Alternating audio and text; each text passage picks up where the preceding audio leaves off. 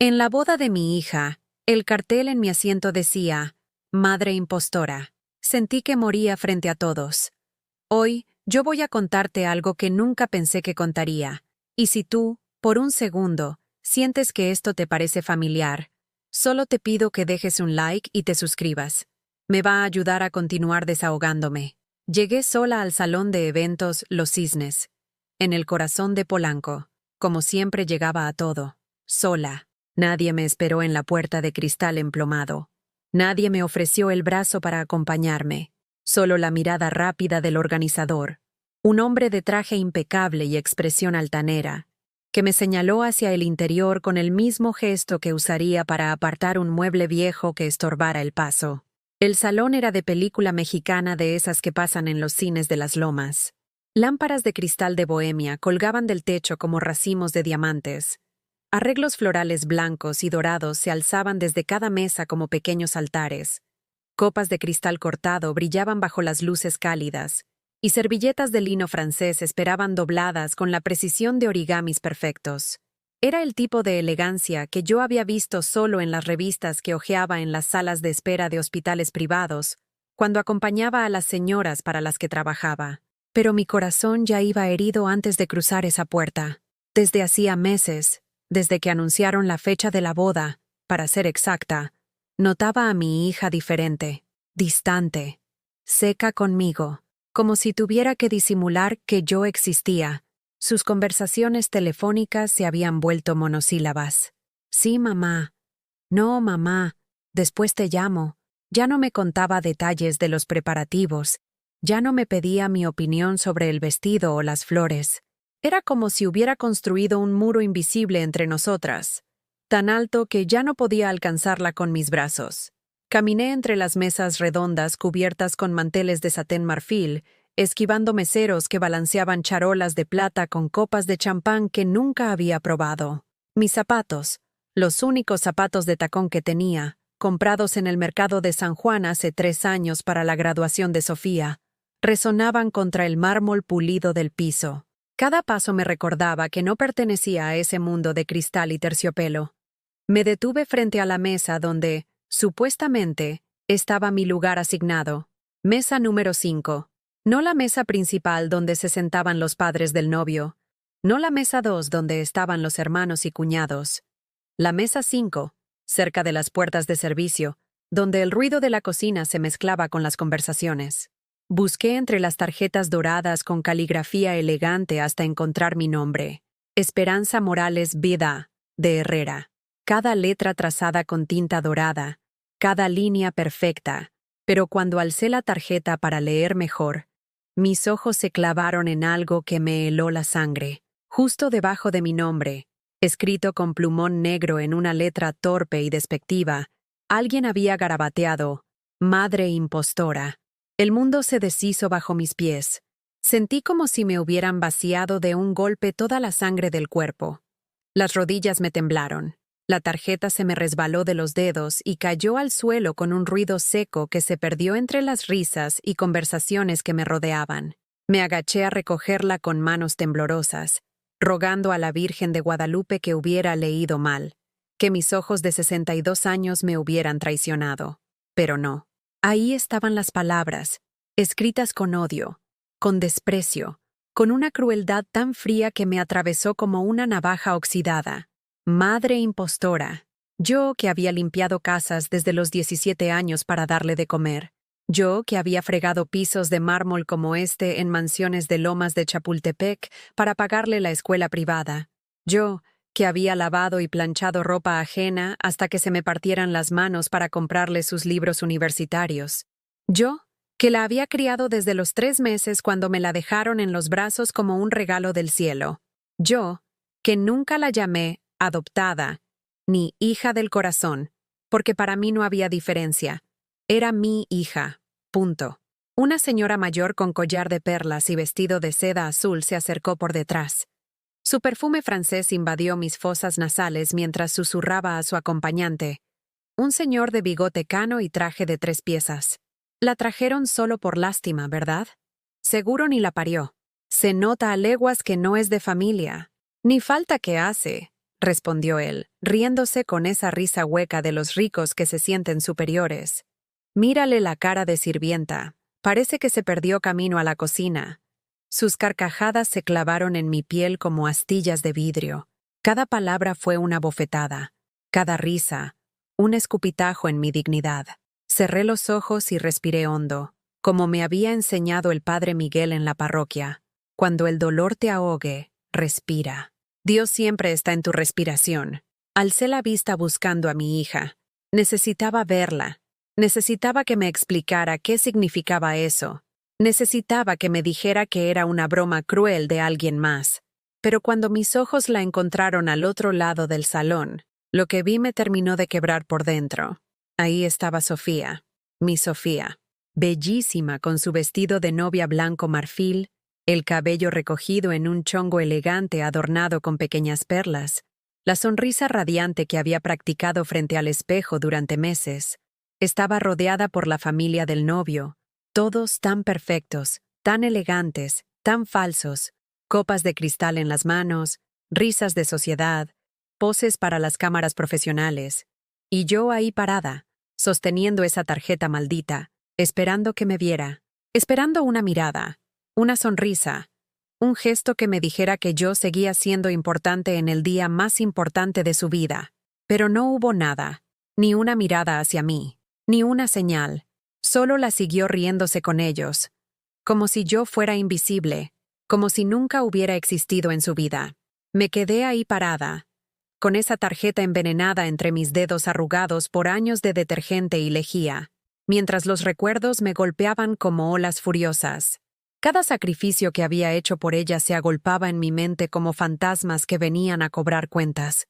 Recordé esa madrugada de diciembre del 89, cuando Sofía tenía apenas 2 años y se despertó con fiebre de 40 grados.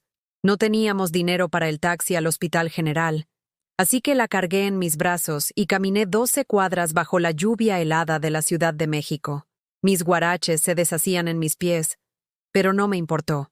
Llegué empapada, con ella ardiendo entre mis brazos, y esperé 6 horas en esas bancas de metal frío hasta que nos atendieran. El doctor me regañó por no traerla antes, como si hubiera sido mi culpa no tener dinero para medicinas.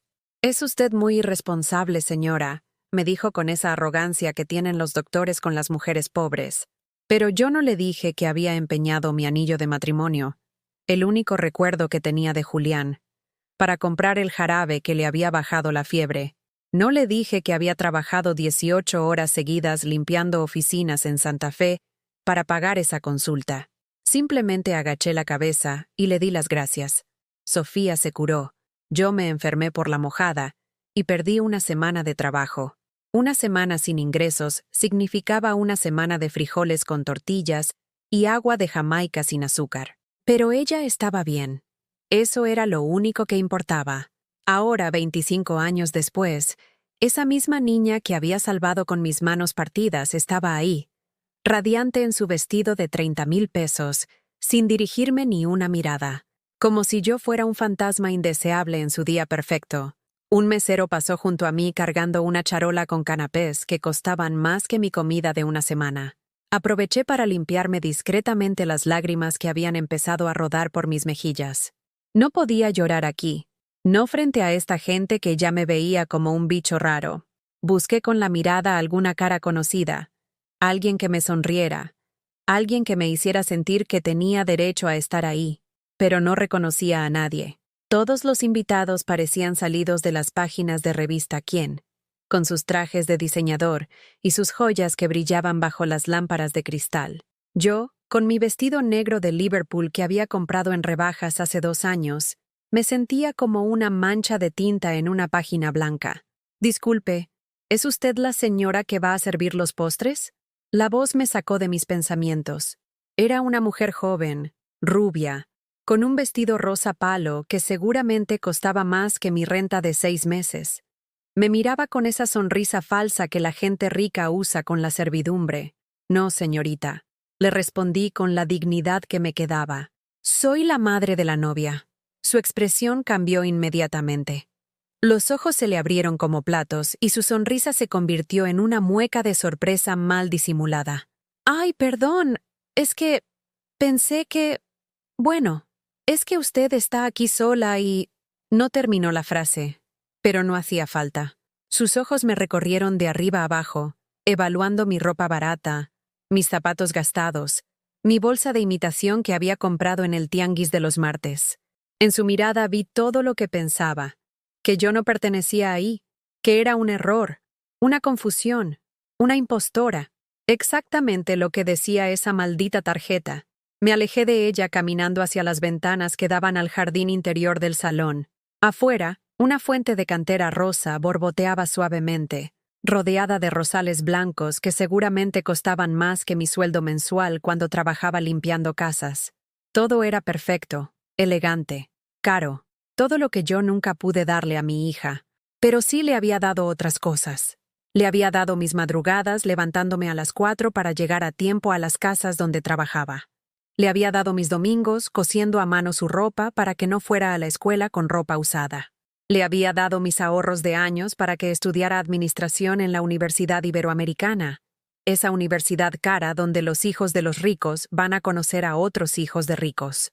Recordé el día que me dijeron cuánto costaba la colegiatura. 45,000 pesos el semestre, más de lo que yo ganaba en todo un año.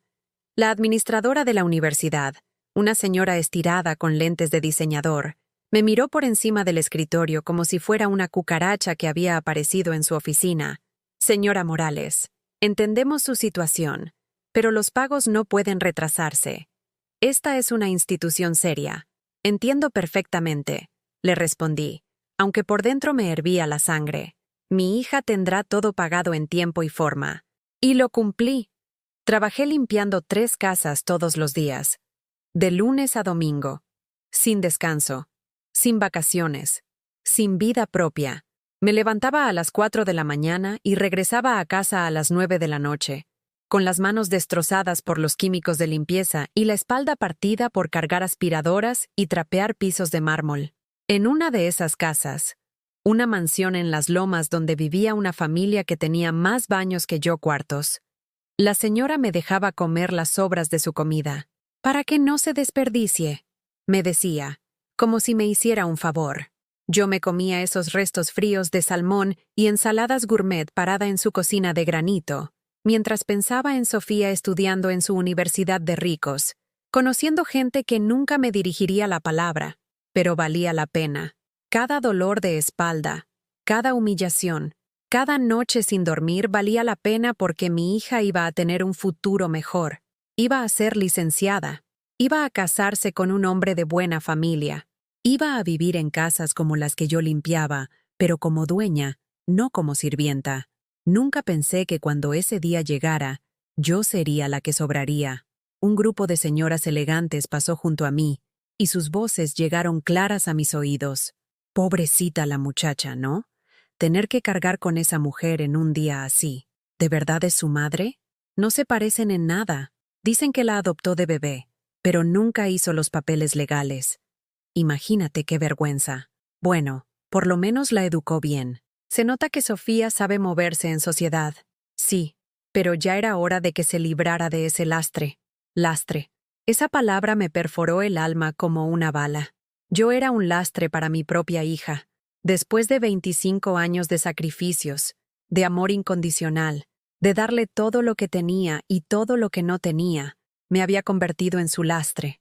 Mis piernas empezaron a temblar. Busqué una silla donde sentarme antes de que me desmayara ahí mismo, pero todas las sillas estaban ocupadas por invitados que me miraban como si fuera una intrusa. Finalmente, encontré un rincón cerca de las escaleras donde había una pequeña banca de mármol. Me senté y cerré los ojos, respirando profundo como me había enseñado el padre Miguel, pero esta vez, ni siquiera la oración me tranquilizaba.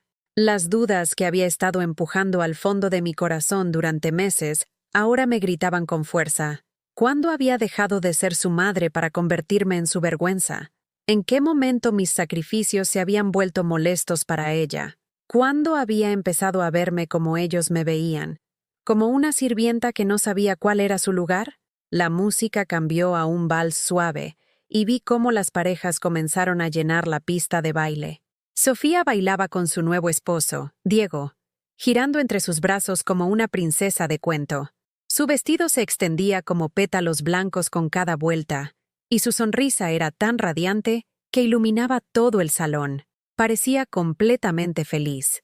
Completa, como si nada le faltara en ese momento perfecto, como si yo no le faltara. Me quedé ahí sentada en mi rincón, observándola desde la distancia como una extraña que espía por la ventana la vida de otros. Recordé todas las veces que habíamos bailado juntas en nuestra pequeña sala, cuando era niña. Yo le ponía música de Juan Gabriel en el radio de pilas que había comprado de segunda mano, y ella se subía en mis pies descalzos para que la guiara por toda la casa. «Enséñame a bailar como las princesas, mami», me decía con esos ojitos brillantes que me derretían el corazón. Ahora bailaba como una princesa de verdad, pero yo no estaba en su cuento de hadas. Un hombre mayor se acercó a donde estaba sentada. Tenía esa presencia elegante de los hombres que han tenido dinero toda la vida. Traje impecable, zapatos de piel italiana, reloj de oro que brillaba en su muñeca como una pequeña luna. Sus cabellos grises estaban perfectamente peinados hacia atrás con gomina cara, y sus ojos azules me evaluaron de arriba a abajo antes de hablar. «¿Usted es la señora que crió a Sofía?», me preguntó con una voz grave, autoritaria. «Soy su madre», le respondí, enderezando la espalda todo lo que pude. «Ah, claro, su madre». La pausa antes de la palabra madre fue como una bofetada sutil pero certera. «Soy Rodolfo Santamaría, padre de Diego. Supongo que usted y yo tendremos que hablar en algún momento». Se sentó a mi lado sin esperar invitación, y su colonia francesa invadió mi espacio personal. Era una fragancia cara, de esas que venden en Liverpool en el piso de perfumería donde yo nunca me atrevía a entrar. «Mire, señora». Hizo una pausa esperando que le dijera mi nombre. «Esperanza». «Señora Esperanza, yo creo que usted es una buena mujer. Se nota que hizo un buen trabajo criando a la muchacha, pero ahora que va a formar parte de nuestra familia, hay ciertas expectativas que debemos manejar». Mi estómago se encogió. Sabía que esas palabras elegantes escondían algo mucho más cruel. «¿Qué tipo de expectativas?», pregunté, aunque ya me imaginaba la respuesta. «Bueno, usted entiende que nuestra familia se mueve en ciertos círculos sociales. Tenemos un negocio que manejar, una reputación que cuidar. Y Sofía, ahora que es una Santa María, va a necesitar adaptarse a nuestro estilo de vida». Cada palabra era como una gota de veneno goteando lentamente en mi oído.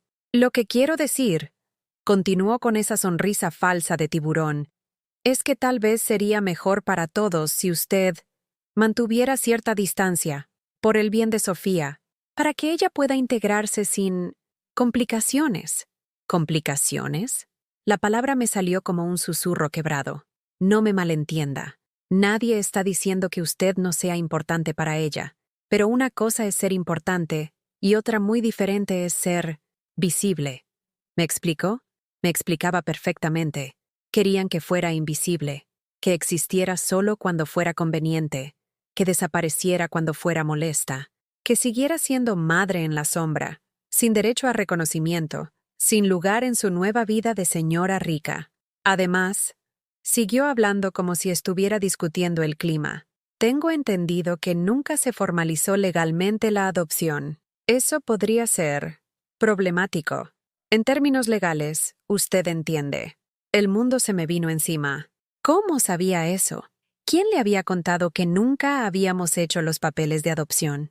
Cuando me trajeron a Sofía de 3 meses, su madre biológica había muerto en el parto y no tenía familia. El hombre que me la entregó, un tipo turbio que olía a alcohol barato, me dijo que los papeles se arreglarían después, pero después nunca llegó, y yo estaba tan ocupada criándola, trabajando, sobreviviendo, que nunca tuve el dinero ni el tiempo para contratar un abogado que arreglara la situación. Para mí no importaba. Ella era mi hija desde el momento que la tomé en mis brazos. Los papeles eran solo eso, papeles. Pero ahora, viendo la sonrisa cruel de este hombre, me daba cuenta de que en su mundo, en el mundo al que Sofía ahora pertenecía, los papeles lo eran todo. «Mire, señora Esperanza», continuó don Rodolfo, «yo no soy un hombre malo. Entiendo que usted la ama y que hizo sacrificios por ella. Por eso estoy dispuesto a hacer algo que beneficie a todos. Sacó del bolsillo interior de su saco un sobre color manila, grueso, que parecía contener documentos importantes. 500,000 pesos, dijo poniéndolo sobre la pequeña mesa de mármol que había entre nosotros. A cambio de que usted se haga a un lado, voluntariamente, sin dramas, sin escándalos. 500,000 pesos para que empiece una nueva vida, lejos de la Ciudad de México, tal vez en Puebla o en Guadalajara, algún lugar tranquilo donde pueda vivir bien el resto de sus días. 500,000 pesos. Más dinero del que había visto junto en toda mi vida. Más dinero del que había ganado en 10 años limpiando casas. Suficiente para comprar una casita modesta en cualquier ciudad de provincia, para vivir sin trabajar hasta el día de mi muerte. Suficiente para desaparecer de la vida de mi hija para siempre. Piénselo, me dijo levantándose y acomodándose el saco. Es una oferta generosa, más de lo que cualquier juez le daría si esto llegara a los tribunales. Porque sin papeles de adopción, usted no tiene derechos legales sobre ella. Pero nosotros preferimos hacer las cosas por las buenas. Se alejó dejando el sobre ahí, como una serpiente venenosa, esperando a que la tocara. Mis manos temblaron acercándose hacia él. 500,000 pesos. La libertad económica que nunca había tenido. El descanso que mis huesos cansados necesitaban. Pero también la confirmación de que todo había sido una mentira. Que los 25 años que había dedicado a ser su madre podían borrarse con un cheque. Que mi lugar en su corazón tenía precio. Y ese precio era 500,000 pesos. Levanté la vista y volví a buscar a Sofía entre los invitados. La encontré en una mesa rodeada de amigas, todas riéndose y tomando fotos con sus teléfonos carísimos.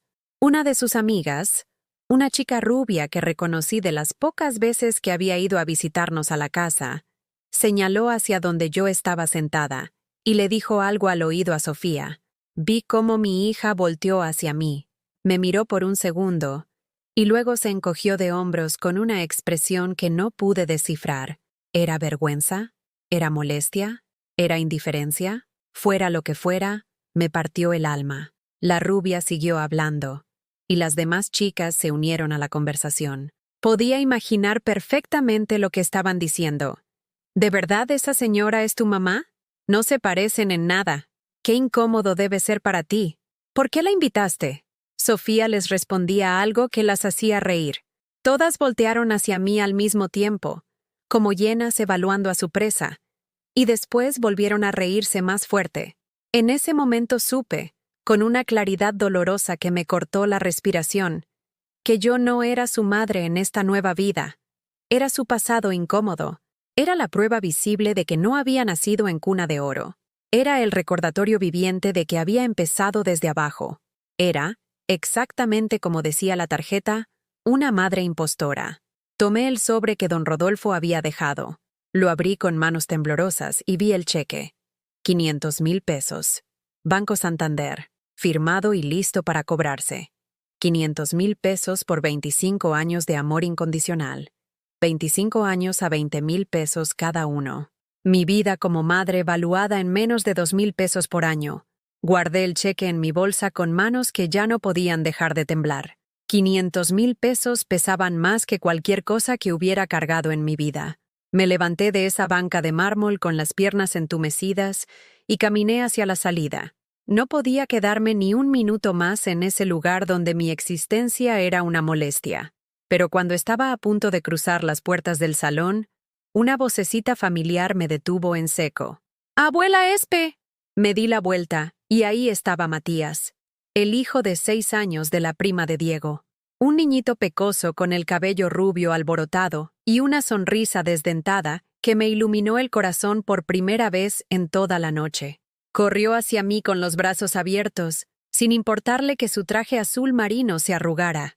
«Pensé que no ibas a venir», me dijo abrazándome las piernas con esa fuerza pura que solo tienen los niños.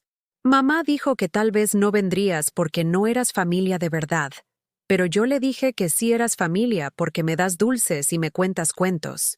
Sus palabras me atravesaron como rayos de sol en medio de la tormenta, pero también como puñales. Hasta los niños habían escuchado que yo no era familia de verdad. «Hola, mi niño hermoso», le dije acariciándole el cabello, tratando de que no se me quebrara la voz. Por supuesto que vine. No me perdería el día especial de Sofía por nada del mundo. «¿Pero por qué estás llorando, abuela Espe?» Me limpié las lágrimas que ni siquiera había sentido rodar por mis mejillas. «No estoy llorando, mi amor. Solo tengo algo en el ojo. Mi papá dice que cuando los grandes dicen que tienen algo en el ojo, es porque están tristes pero no quieren que los niños se preocupen. La sabiduría inocente de los niños a veces es más devastadora que la crueldad de los adultos. Matías, ven acá ahora mismo». La voz cortante de su madre, Carmen, resonó detrás de nosotros. Era una mujer de 40 años que se veía de 30 gracias a los tratamientos faciales que se podía costear, con el cabello perfectamente liso y teñido de rubio cenizo. Su vestido rosa pálido era de seda natural, y llevaba puestos unos aretes de diamantes que brillaban cada vez que movía la cabeza. «Matías, te dije que no molestaras a los adultos», le dijo tomándolo del brazo con más fuerza de la necesaria.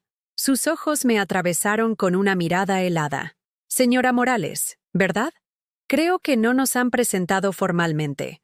Soy Carmen Santamaría, cuñada de Diego». «Mucho gusto», le respondí, aunque era obvio que el gusto no era mutuo. «Matías, ve a buscar a tu papá. Está en la mesa 7. Pero abuela Espe me estaba contando de... Ahora, Matías».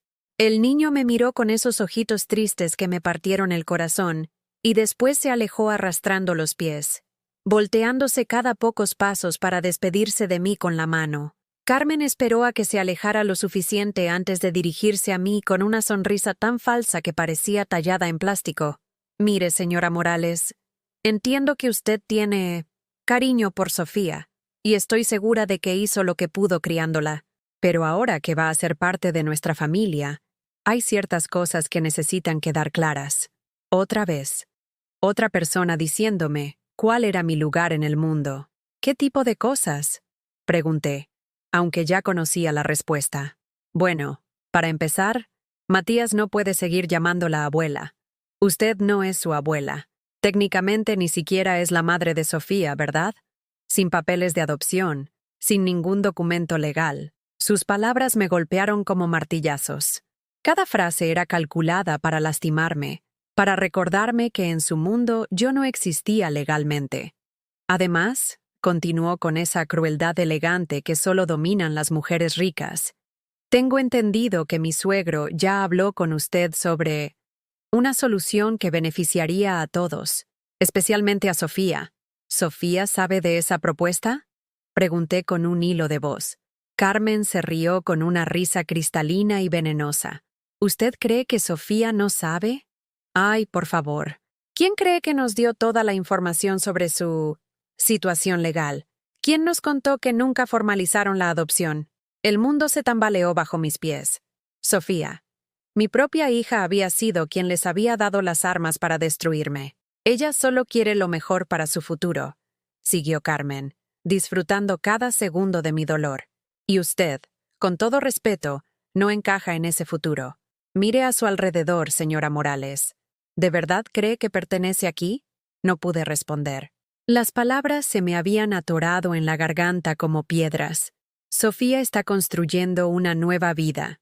Una vida donde puede ser alguien importante, donde puede tener cosas bonitas, donde puede moverse en los círculos correctos.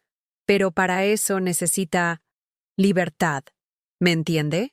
En ese momento apareció otro hombre que reconocí como el hermano mayor de Diego. Era más alto que su padre, con la misma prestancia elegante, pero con algo más cruel en los ojos. Se acercó a nosotras con una copa de whisky en la mano, el líquido dorado meciéndose suavemente mientras caminaba. «Carmen, ¿todo bien aquí?», preguntó con voz grave, aunque era obvio que sabía exactamente de qué estábamos hablando. «Perfectamente, Alejandro. Solo estaba explicándole a la señora Morales la situación». Alejandro me miró de arriba abajo con el mismo desprecio que había visto toda la noche en los rostros de su familia. «Señora, mi padre me dice que usted está considerando su oferta. Me parece muy sensato, especialmente considerando las alternativas. ¿Qué alternativas? Logré preguntar. Bueno, dijo tomando un sorbo de su whisky. Si usted decide ser difícil, si decide causar problemas o escándalos, tendremos que tomar medidas más formales. Nuestros abogados ya revisaron su situación. Sin documentos de adopción, sin derechos parentales reconocidos, usted no tiene ninguna protección legal. Carmen asintió con esa sonrisa diabólica. Incluso podríamos argumentar que se aprovechó de una menor de edad, que la mantuvo ilegalmente durante años. Imagínese el escándalo. Eso no es cierto. Susurré con lo poco de voz que me quedaba. No importa si es cierto o no, replicó Alejandro. Importa lo que podemos probar. Y nosotros tenemos los mejores abogados de la ciudad. ¿Usted tiene abogados, señora Morales? La pregunta flotó en el aire como una amenaza. Por supuesto que no tenía abogados. No tenía dinero ni para pagar un taxi a casa, mucho menos para costear abogados que lucharan contra los Santamaría. Miren, dijo Carmen acercándose más a mí, tanto que pude oler su perfume francés mezclándose con el olor a miedo que salía de mi propia piel. Nosotros no somos monstruos. Entendemos que usted cuidó de Sofía cuando nadie más podía hacerlo. Por eso la oferta es tan generosa. 500,000 pesos, más de lo que usted ha visto en toda su vida. Y todo lo que tiene que hacer, añadió Alejandro, es irse, mudarse lejos, empezar de nuevo, dejar que Sofía sea feliz sin complicaciones del pasado. Complicaciones del pasado. Eso era yo ahora. Una complicación. Tiene hasta mañana para decidir, me dijo Carmen consultando un reloj de oro que llevaba en la muñeca. Después de eso, las cosas se pondrán más complicadas para usted. Se alejaron juntos, riéndose de algo que Alejandro le murmuró al oído, dejándome ahí parada como un fantasma en medio de la celebración. La música siguió sonando. Las parejas siguieron bailando. Los meseros siguieron sirviendo copas de champán que yo nunca había probado. Pero para mí, el mundo se había detenido. Busqué a Sofía con la mirada desesperadamente. Necesitaba verla. Necesitaba una señal de que todo esto era un malentendido, de que ella no sabía lo que su nueva familia me estaba haciendo. La encontré bailando otra vez, ahora con su suegro, don Rodolfo. Él le decía algo al oído que la hacía reír, y cuando terminó de hablar, ambos voltearon hacia donde yo estaba parada. Sofía me miró directamente a los ojos por primera vez en toda la noche, y en esa mirada no vi amor, ni nostalgia, ni siquiera lástima. Vi alivio, como si estuviera viendo el momento exacto en que por fin se libraría de mí. Esa mirada de alivio en los ojos de Sofía fue como recibir una descarga eléctrica directamente en el corazón. En ese momento, algo dentro de mí se quebró definitivamente. Pero no fue una fractura que me dejó más débil. Fue la clase de rotura que libera, como cuando rompes las cadenas que te han tenido prisionera durante años sin que te dieras cuenta. Caminé hacia la salida del salón con pasos firmes por primera vez en toda la noche. Ya no temblaba, ya no lloraba. Una extraña calma se había apoderado de mí, como el silencio que viene después de que pasa la tormenta.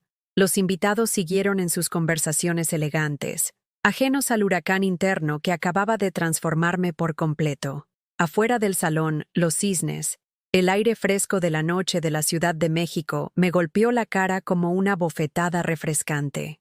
El ruido del tráfico en Polanco, los claxones de los coches que corrían por Presidente Masaryk, las voces de la gente caminando por las banquetas, todo sonaba diferente, como si hubiera estado viviendo dentro de una burbuja de cristal que acababa de explotar. Saqué mi celular, un aparato viejo con teclado de números que había comprado de segunda mano en el tianguis, y llamé al único taxi que conocía, don Aurelio, que llevaba años trabajando en la zona de Tacubaya donde vivía. Bueno, don Aurelio, soy Esperanza Morales. ¿Puede venir por mí a Polanco? Es urgente. ¿Está usted bien, señora Esperanza? Se oye rara. Estoy perfecta, don Aurelio. Nunca he estado mejor. Y era cierto. Por primera vez en 25 años, me sentía completamente libre. El viaje a mi casa de Tacubaya duró casi 1 hora por el tráfico nocturno, pero no me importó. Me quedé en silencio todo el camino, viendo las luces de la ciudad pasar por la ventana. Don Aurelio, que me conocía desde hace años, respetó mi silencio. Solo de vez en cuando me miraba por el retrovisor con expresión preocupada. Cuando llegamos a mi pequeña casa de 2 cuartos en la calle Parroquia, le pagué y le di una propina que le sorprendió. «Señora Esperanza, esto es demasiado». «Quédeselo, don Aurelio. Hoy es un día especial». Entré a mi casa y por primera vez en años realmente la vi. La sala pequeña con el sillón viejo que había comprado en abonos, las paredes pintadas de amarillo pálido que yo misma había pintado un domingo, las fotos de Sofía desde bebé hasta su graduación, colgadas por toda la casa como un altar de amor maternal. Fotos de ella en brazos míos cuando tenía 6 meses. Fotos del día que entró a la primaria, con su uniforme azul marino y su mochila nueva. Fotos de su primera comunión, con un vestido blanco que yo había cosido durante las noches después de trabajar. Fotos de su graduación universitaria, donde yo estaba parada orgullosa a su lado en el jardín de la Iberoamericana. En todas esas fotos, yo sonreía con un amor tan puro que me dolía el pecho recordarlo. Pero Sofía, ahora que las miraba con otros ojos, me di cuenta de algo que había estado negando durante años. En las fotos más recientes, su sonrisa no llegaba a los ojos. Era educada, correcta, pero no genuina, como si estuviera cumpliendo con una obligación. ¿Cuándo había empezado a verme como una obligación? Fui a la cocina y me preparé un té de manzanilla, el mismo que tomaba todas las noches después de llegar de limpiar casas. Pero esta noche sabía diferente. Esta noche sabía a decisión. Saqué el cheque de 500,000 pesos y lo puse sobre la mesa de la cocina. Lo observé durante largos minutos, como si fuera una serpiente venenosa que podría morderme si me descuidaba. Después saqué mi celular y marqué un número que tenía guardado desde hace meses, pero que nunca me había atrevido a usar. «Bueno, licenciado Vázquez, soy Esperanza Morales. ¿Se acuerda de mí? Usted me dio su tarjeta en la clínica donde trabajaba su esposa cuando yo limpiaba ahí». «Claro que me acuerdo, señora Esperanza. ¿En qué puedo ayudarla?» «Es muy tarde. Necesito saber mis derechos legales. Sobre una adopción que nunca se formalizó. ¿Podría verla mañana?» «Por supuesto. ¿Está usted bien?» «Se oye diferente». «Estoy despertando, licenciado. Por fin estoy despertando». Después de colgar, fui al cuarto de Sofía. Estaba exactamente igual que el día que se mudó hace 2 años. Su cama individual con la colcha de flores que le había regalado para su cumpleaños 15. Su escritorio donde había estudiado toda la secundaria y la preparatoria. Sus peluches de la infancia acomodados en el librero que yo había armado con mis propias manos. Todo esperándola, como si fuera a regresar en cualquier momento a ser la niña que me decía, «Te amo, mami», cada noche antes de dormir. Pero esa niña ya no existía, y yo había pasado años criando un fantasma. Abrí su closet, y ahí estaban todavía algunas de sus ropas de la adolescencia. La blusa rosa que tanto le gustaba a los 15 años. Los jeans que se ponía para ir a la escuela. El suéter azul que le había tejido durante las noches de invierno cuando trabajaba de veladora en una oficina de insurgentes. Toqué cada prenda como si fuera la última vez. Y en cierto modo, lo era. Cerré el closet, apagué la luz y cerré la puerta del cuarto. No con tristeza, con paz. Al día siguiente desperté a las 6 de la mañana, como había hecho durante 25 años. Pero por primera vez en décadas, no me levanté corriendo. Me quedé en la cama unos minutos más, simplemente respirando, sintiendo el peso de mi cuerpo sobre el colchón, escuchando los sonidos de mi barrio que despertaba, los gritos de don Pedro vendiendo tamales en la esquina, el ruido del camión de la basura pasando por la calle, los ladridos del perro del vecino, sonidos que siempre había escuchado con prisa, tratando de apurarme para llegar a limpiar las casas de otras personas. Pero esta mañana los escuché realmente, y me di cuenta de que eran los sonidos de mi vida, mi verdadera vida. Me bañé con calma, sin apurarme. Me puse mi mejor vestido, uno azul marino que había comprado para la graduación de Sofía pero que casi no usaba, y me peiné frente al espejo del baño. La mujer que me devolvía la mirada era diferente. Seguía teniendo 62 años. Seguía teniendo arrugas alrededor de los ojos y canas que se resistían al tinte barato que me ponía cada mes. Pero algo había cambiado en su expresión. Ya no se veía derrotada. Ya no se veía pequeña, se veía libre. Desayuné chilaquiles rojos que me preparé con calma, usando la salsa que había hecho el domingo y guardado en el refrigerador. Los comí sentada en mi pequeña mesa de la cocina, sin prisa, saboreando cada bocado como si fuera la primera vez que comía sin pensar en otra cosa. A las 10 de la mañana fui al despacho del licenciado Vázquez en la colonia Roma. Era un lugar modesto, en el segundo piso de un edificio viejo, pero limpio y profesional. El licenciado era un hombre de unos 50 años, con cara honesta y ojos amables. Señora Esperanza, me da mucho gusto verla. Siéntese, por favor. ¿En qué puedo ayudarla? Le conté toda la historia. Desde el día que me trajeron a Sofía de 3 meses hasta la humillación de la boda. Le enseñé el cheque de 500,000 pesos y le expliqué las amenazas de los Santa María. El licenciado me escuchó en silencio, tomando notas de vez en cuando. Cuando terminé de hablar, se quedó pensativo durante varios minutos.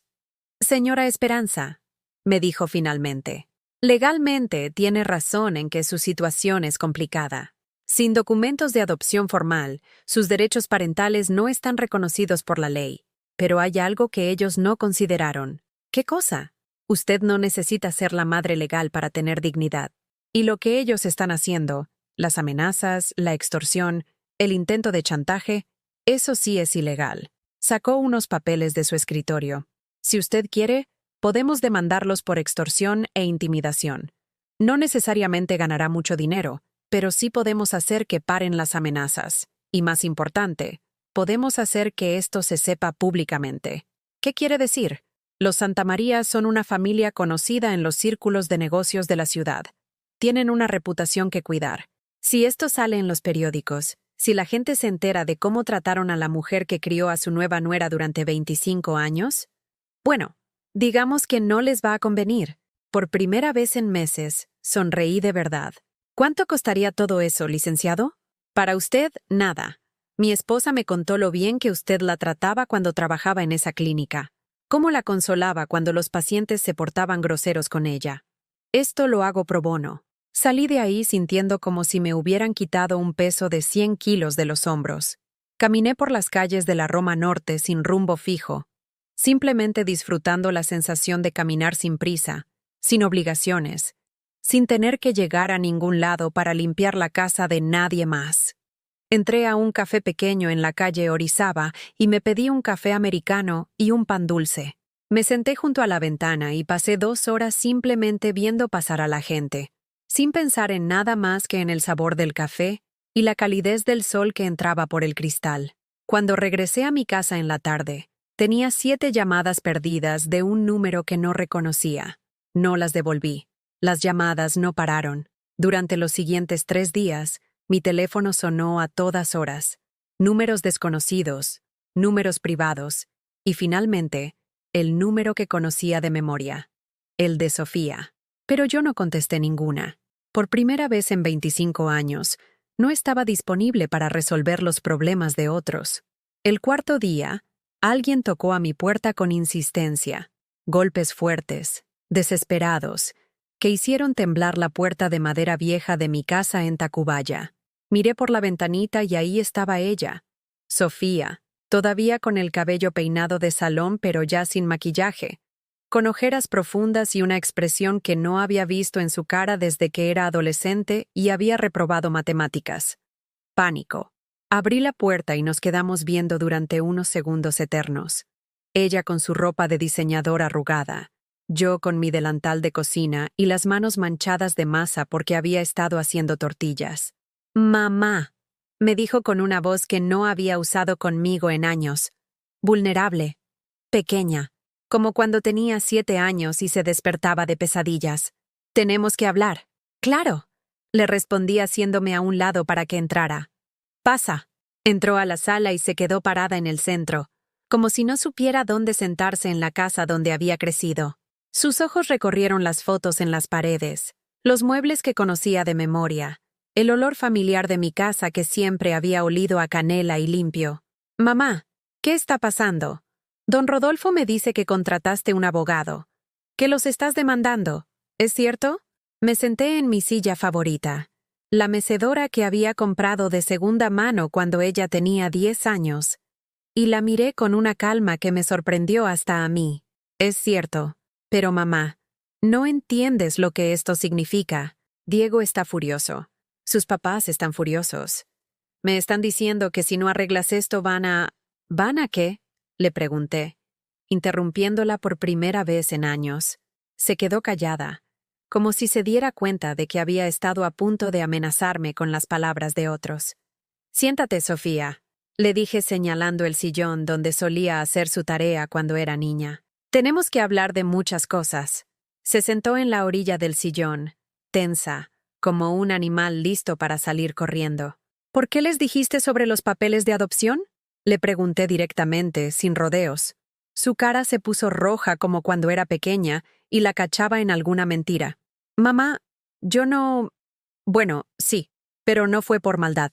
Es que Diego me preguntó sobre nuestra familia, sobre mi historia, y yo le dije que tú me habías adoptado, pero que nunca habíamos hecho los papeles formales porque no teníamos dinero para abogados ¿Y él vio eso como una oportunidad para humillarme? No. Bueno, sí, pero yo no sabía que iban a hacer todo eso.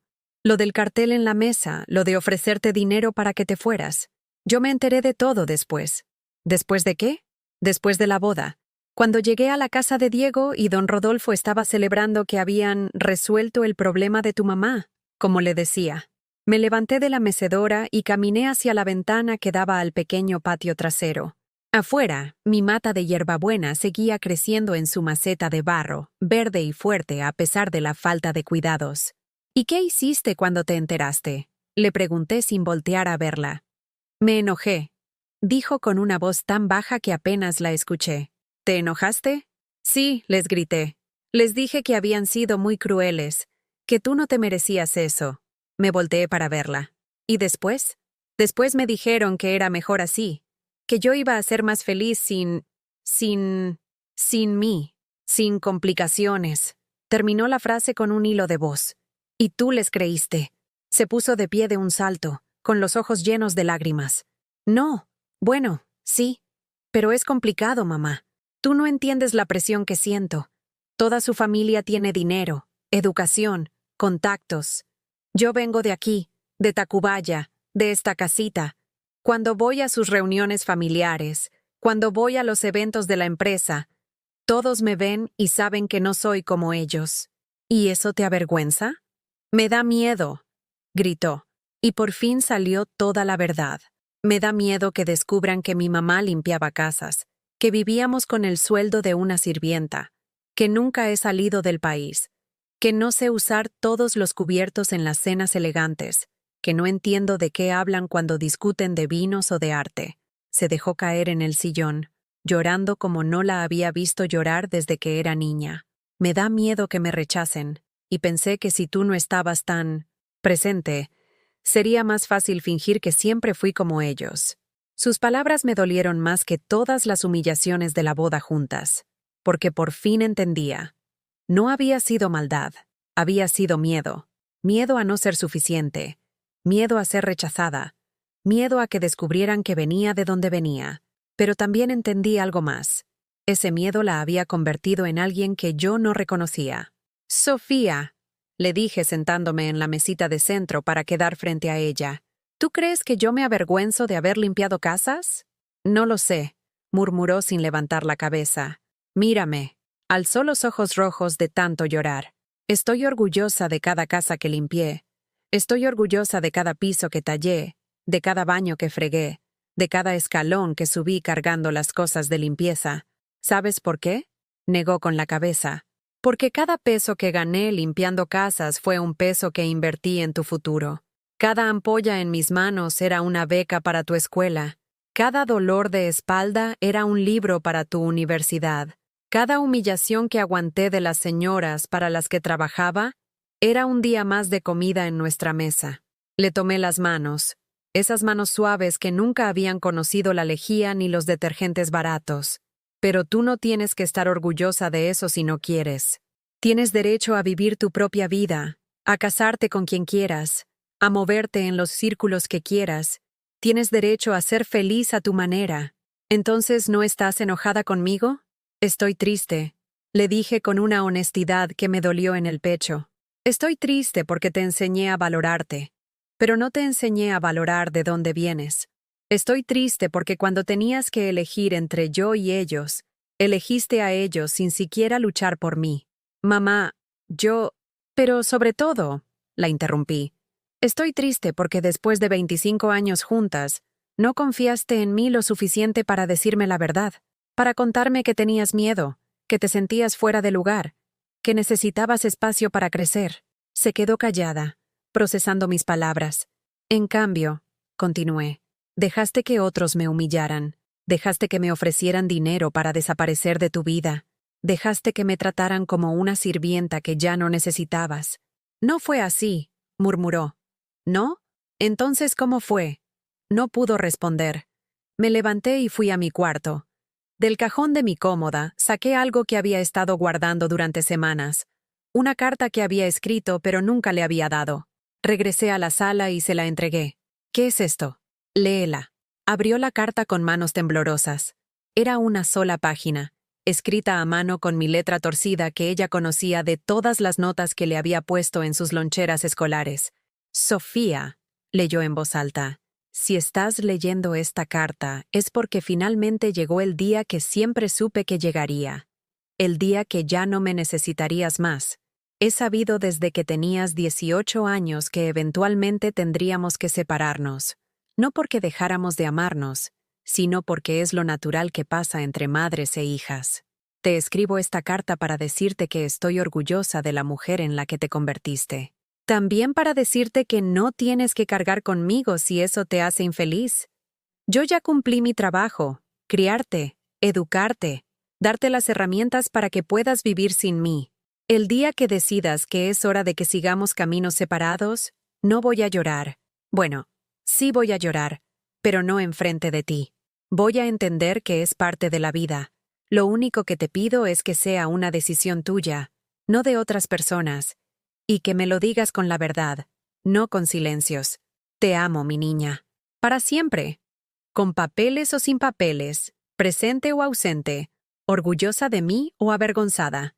Nada va a cambiar eso. Cuando terminó de leer, los dos estábamos llorando. ¿Cuándo escribiste esto?, me preguntó. Hace 3 meses, cuando empezaste a tratarme diferente. ¿Por qué no me la diste antes? Porque esperaba que no fuera necesaria.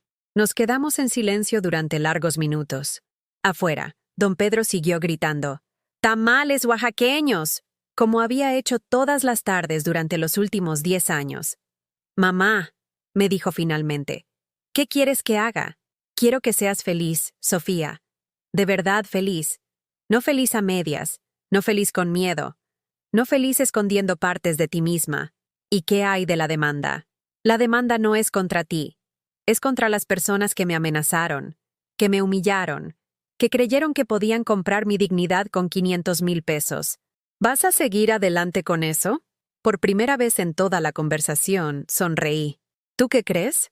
Sofía se fue esa tarde sin que llegáramos a ninguna resolución, pero algo había cambiado entre nosotras. Ya no había secretos venenosos flotando en el aire. Ya no había mentiras disfrazadas de protección. Solo había 2 mujeres que se amaban, pero que necesitaban encontrar una nueva manera de hacerlo. Al día siguiente, me desperté con una sensación extraña en el pecho. Tardé varios minutos en identificar qué era. Levedad. Por primera vez en meses, no sentía ese peso aplastante en el corazón que me había acompañado desde que Sofía empezó a distanciarse. No porque todo estuviera resuelto, sino porque finalmente había dicho todas las verdades que había estado guardando. Me preparé un café más cargado de lo normal y me senté en mi pequeño patio trasero, algo que no había hecho en años. La mata de hierbabuena había crecido tanto que casi se salía de su maceta. Las flores de bugambilia que había plantado hace 3 años estaban floreciendo con un color fucsia tan intenso que parecía artificial. Todo mi jardincito estaba vivo, creciendo, floreciendo sin que yo me hubiera dado cuenta, como si hubiera estado demasiado ocupada criando la vida de otra persona para ver la mía propia. Esa mañana, por primera vez en 25 años, no tenía nada que hacer, ninguna casa que limpiar, ningún favor que hacer, ninguna crisis de Sofía que resolver.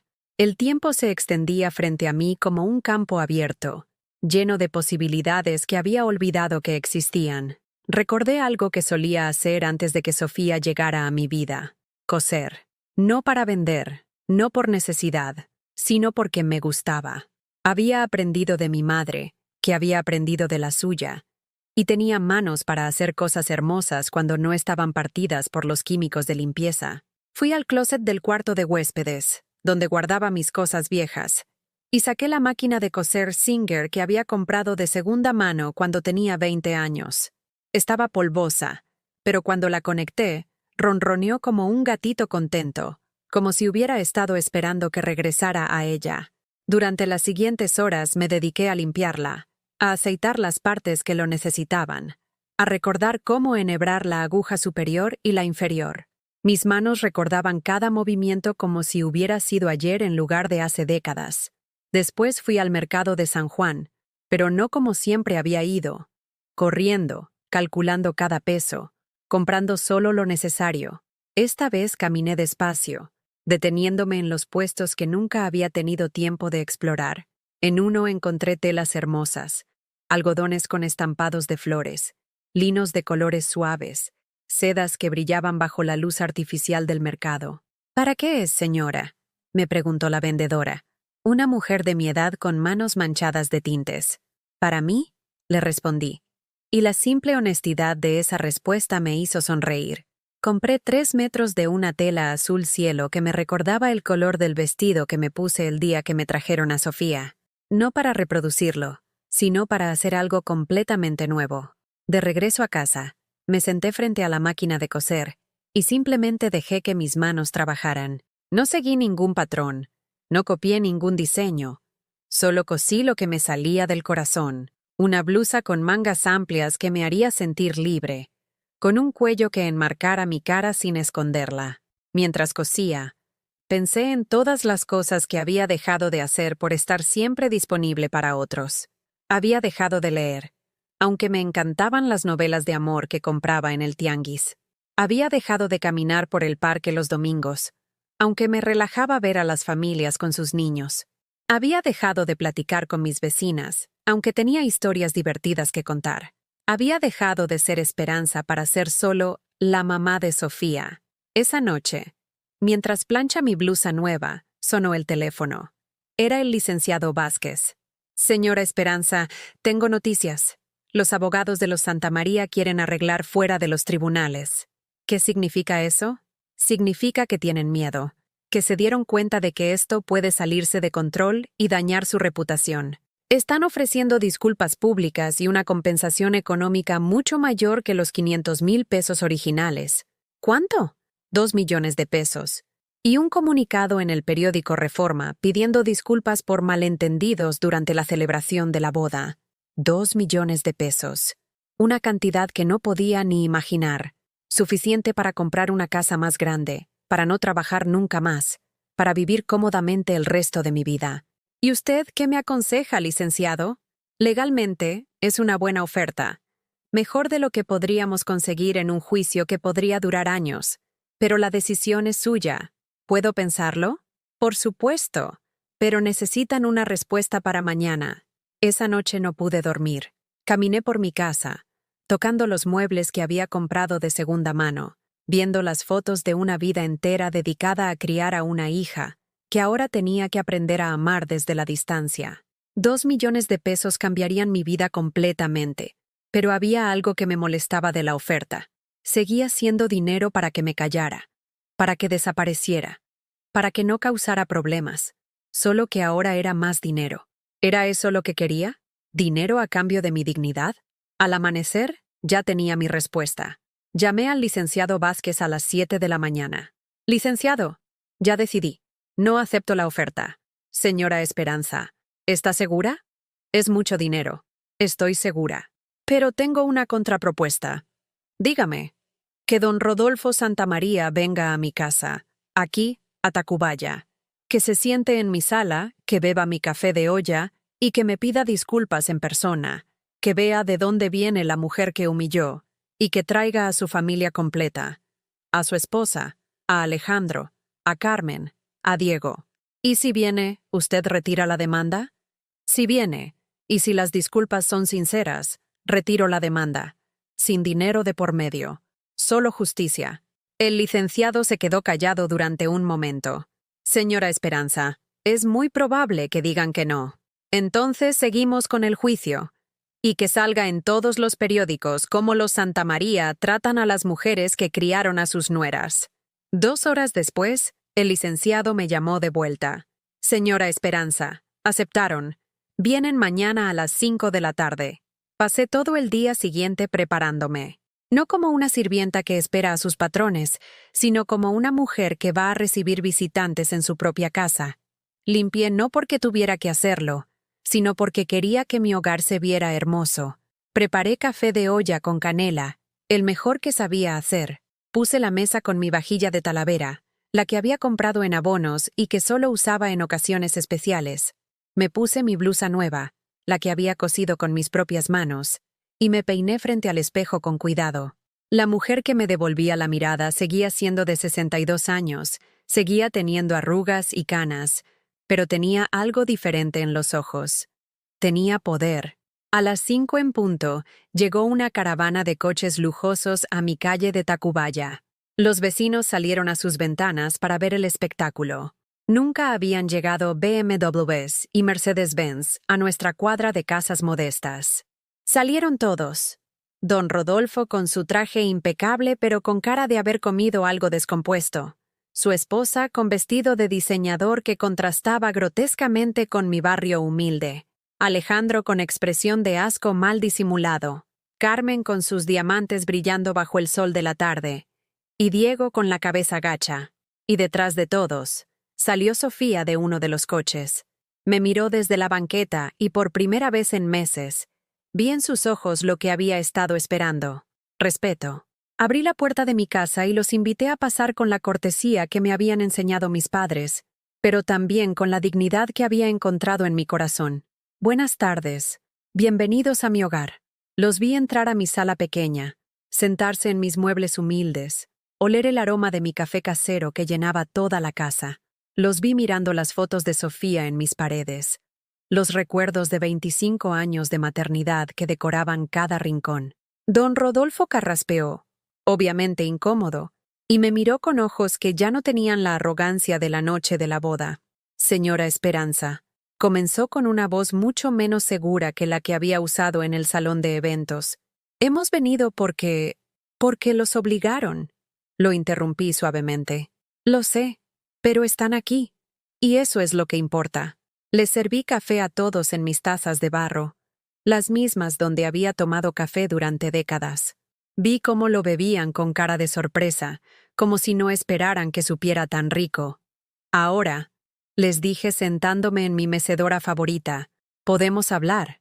Lo que pasó esa tarde en mi sala cambió todo para siempre.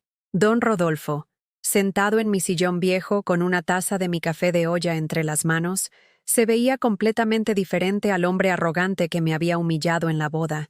Sus trajes caros se veían fuera de lugar entre mis muebles sencillos, y su autoridad se había evaporado como agua bajo el sol de Tacubaya. Señora Esperanza, comenzó otra vez, pero esta vez esperé a que terminara. Vengo a pedirle disculpas. Lo que pasó en la boda fue inaceptable. Mis acciones, las acciones de mi familia, fueron crueles e injustificables. Miré a cada uno de los presentes. La esposa de don Rodolfo miraba sus zapatos de diseñador como si fueran lo más interesante del mundo. Alejandro jugueteaba con su reloj de oro, claramente incómodo. Carmen tenía los labios apretados como si las palabras de disculpa fueran veneno en su boca. Diego no había levantado la vista ni una sola vez. Y Sofía me miraba con una mezcla de admiración y arrepentimiento que no había visto en sus ojos desde que era niña. Disculpas. Repetí despacio, saboreando la palabra. ¿Disculpas por qué exactamente, don Rodolfo? Se removió en su asiento, claramente esperando que fuera más fácil. Por haberla tratado con falta de respeto, por haber intentado comprar su ausencia en la vida de su hija. ¿Y? ¿Perdón? ¿Por qué más me pide disculpas? El silencio llenó mi sala como agua espesa. Sabía que tenía que decir más, que tenía que reconocer cada una de las heridas que me habían causado, pero el orgullo todavía luchaba contra la humillación en su rostro. Fue Sofía quien rompió el silencio.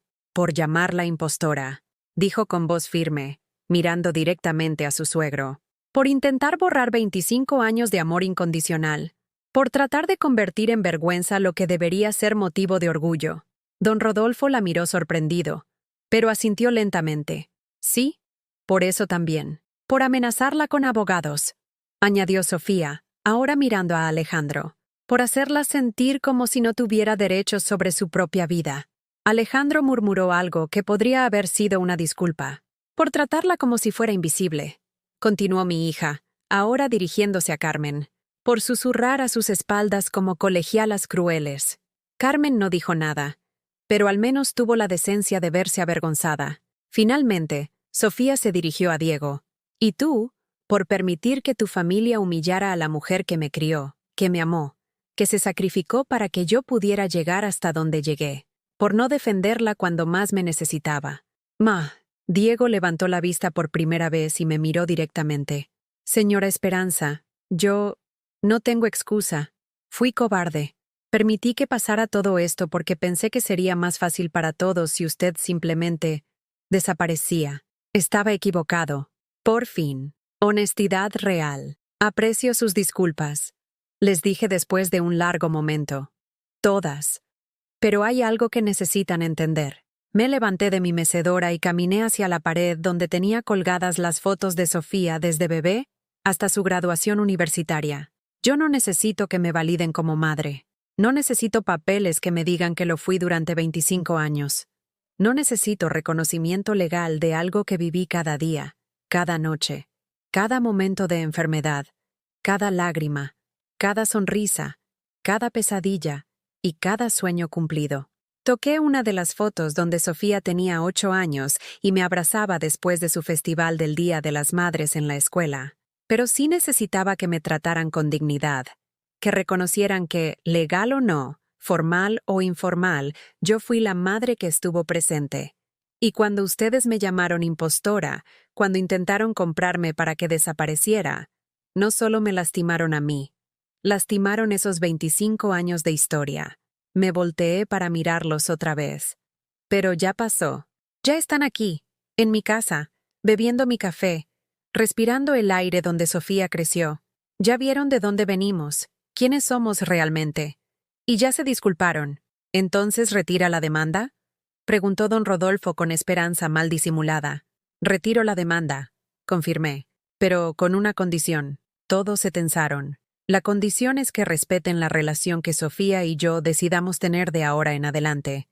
Que no interfieran, que no opinen, que no traten de manipular la situación a su favor. Lo que pase entre mi hija y yo es asunto nuestro. Aceptamos, dijo don Rodolfo inmediatamente. Perfecto. Les sonreí con una sonrisa genuina por primera vez en toda la tarde. Entonces el asunto está cerrado. Se levantaron para irse, claramente aliviados de que todo hubiera terminado. Uno por uno salieron de mi casa, murmurando despedidas incómodas. Pero Sofía se quedó. Mamá, me dijo cuando quedamos solas. ¿Podemos hablar? Claro. Se sentó otra vez en el sillón, pero esta vez se acomodó completamente, como solía hacer cuando era niña, y venía a contarme los problemas de la escuela. Quiero que sepas que me voy a divorciar de Diego. La noticia me sorprendió, pero no tanto como debería. ¿Por qué? Porque me di cuenta de algo estos días. Me casé con él no porque lo amara profundamente, sino porque representaba todo lo que pensé que quería. Seguridad económica, estatus social, una vida fácil, pero una vida fácil construida sobre la humillación de la persona que más amo en el mundo no es una vida que quiera vivir. Sofía, no tienes que divorciarte por mí. No lo hago por ti, lo hago por mí, porque cuando te vi ahí parada, obligándolos a venir a nuestra casa, a disculparse en nuestro territorio, me di cuenta de que yo quiero ser como tú cuando sea mayor. ¿Como yo? Fuerte, digna, capaz de defender lo que es correcto sin importar qué tan poderosos sean los que están en tu contra. Nos quedamos en silencio durante unos minutos, simplemente disfrutando estar juntas sin tensión, sin secretos, sin miedo. ¿Y ahora qué va a pasar con nosotras?, me preguntó. No lo sé, le respondí honestamente. Pero por primera vez en meses, no me da miedo no saberlo. 6 meses después, mi vida había cambiado de maneras que nunca me imaginé. Sofía se divorció de Diego después de 2 meses de matrimonio. El divorcio más rápido en la historia de la familia Santamaría, según me contó riéndose. Y se mudó a un apartamento pequeño en la colonia Roma, no muy lejos de mi casa. Encontró trabajo en una empresa de relaciones públicas, donde su experiencia navegando entre dos mundos muy diferentes resultó ser exactamente lo que necesitaban. No ganaba tanto como cuando era una Santamaría, pero tenía algo que había perdido durante años: paz interior. Yo empecé un pequeño negocio de costura desde mi casa. Primero fueron las vecinas que me pedían que les arreglara ropa, después fueron sus amigas, y después empezaron a llegar clientas de colonias más lejanas que habían escuchado de la señora de Tacubaya, que cosía como en los tiempos de antes. No era rica, pero tampoco era pobre. Tenía lo suficiente para vivir dignamente sin depender de nadie, y eso era una libertad que no tenía precio. Sofía y yo nos veíamos 2 veces por semana. Los miércoles venía a comer y me contaba de su trabajo, sus nuevos amigos, los hombres que la invitaban a salir pero que todavía no se animaba a presentarme porque, según me decía riéndose, ya viste lo que pasó la última vez que me enamoré. Los domingos íbamos juntas al mercado de San Juan, como solíamos hacer cuando era niña. Pero ahora era diferente. Ahora caminábamos como 2 mujeres adultas que habían elegido quererse, no como madre e hija obligadas por las circunstancias. Una tarde de diciembre, mientras cosía un vestido de fiesta para una quinceañera, Sofía llegó con una expresión extraña en la cara. «Mamá, tengo algo que contarte. Dime, conocí a alguien». Levanté la vista de mi costura. «¿Un hombre?» «Sí, se llama Roberto. Es maestro de primaria en una escuela pública en Doctores». «¿Maestro de primaria?» «Sí. Gana una cuarta parte de lo que ganaba Diego. Vive en un departamento rentado, maneja un Tsuru del 98 y es el hombre más honesto y bueno que he conocido en mi vida». Me sonreí. ¿Y? Me gustaría que lo conocieras. Si tú quieres, claro. Me encantaría conocerlo. Pero esta vez quiero hacerlo bien, mamá. Quiero que vengan a cenar aquí, a nuestra casa, donde yo crecí. Quiero que coma tu comida, que vea de dónde vengo, que conozca nuestra historia real. Y si no le gusta lo que ve, entonces no es el hombre correcto para mí. Esa noche, después de que Sofía se fue, me senté en mi patio trasero con una taza de té de manzanilla y miré las estrellas que brillaban sobre Tacubaya. La mata de hierbabuena había crecido tanto que había tenido que trasplantarla a una maceta más grande. Las flores de bugambilia cubrían ahora toda la pared del fondo, creando una cortina fucsia que se mecía suavemente con la brisa nocturna. Todo estaba creciendo, floreciendo, encontrando su espacio para existir. Como yo, por primera vez en décadas, no me preocupaba el futuro. No porque fuera perfecto, sino porque finalmente había aprendido algo fundamental. Mi valor no dependía de cuánto me necesitaran otros, sino de cuánto me valoraba yo misma. Había sido madre durante 25 años sin documentos que lo probaran. Ahora era una mujer libre, también sin documentos que lo probaran. Pero algunas cosas no necesitan papeles para ser reales. Algunas cosas simplemente son. Y ahora, si alguien me pregunta quién soy, ya sé qué responder. Soy Esperanza Morales. Fui madre. Soy costurera. Seré lo que yo decida ser mañana.